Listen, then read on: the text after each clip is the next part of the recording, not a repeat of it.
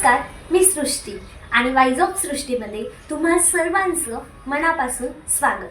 आज मी तुमच्यासमोर सादर करणार आहे माझ्या वाचनात आलेली एक खूप सुंदर पण वास्तविकता दाखवणारी कविता.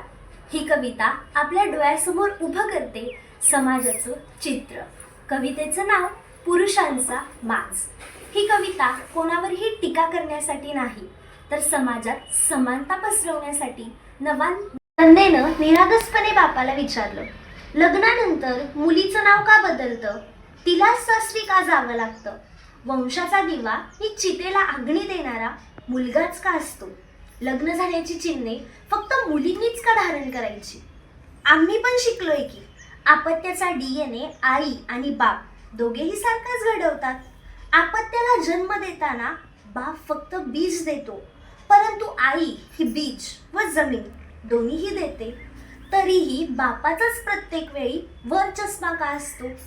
मुलीच्या प्रश्नाच्या भडीमाराने बाप चकित झाला.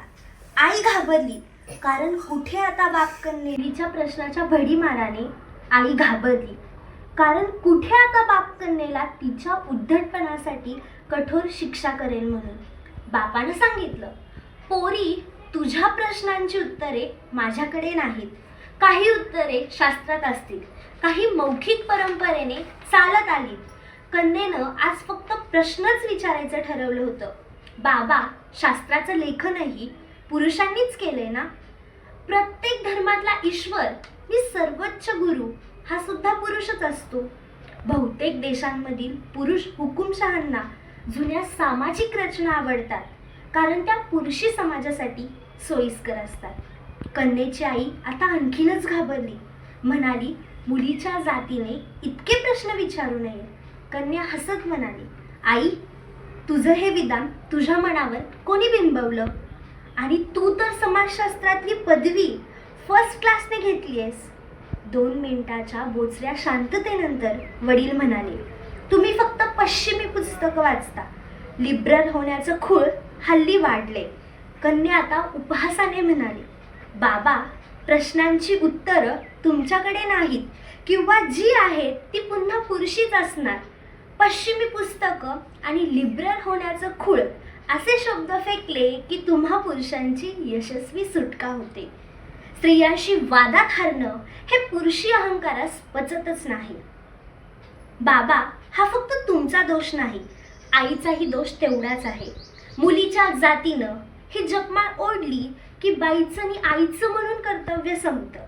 ज्यांना आदिवासी म्हणून संबोधतो ते खरी स्त्री पुरुष समानता बऱ्याचपैकी राबवतात.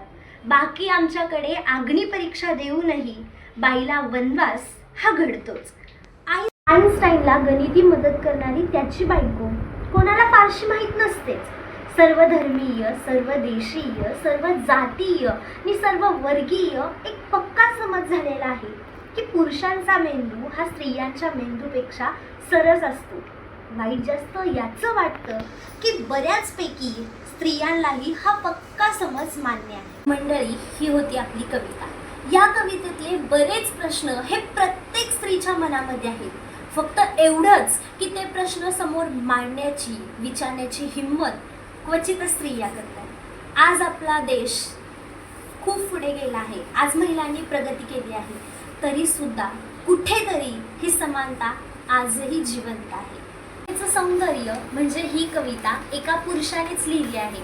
म्हणजे जेव्हा एखादा पुरुष स्त्रीच्या भावनांना समजून बोलतो, लिहितो, तेव्हा समाज बदलतो, विचार बदलतात आणि समानतेकडे एक नवा सूर्य उगवतो. धन्यवाद.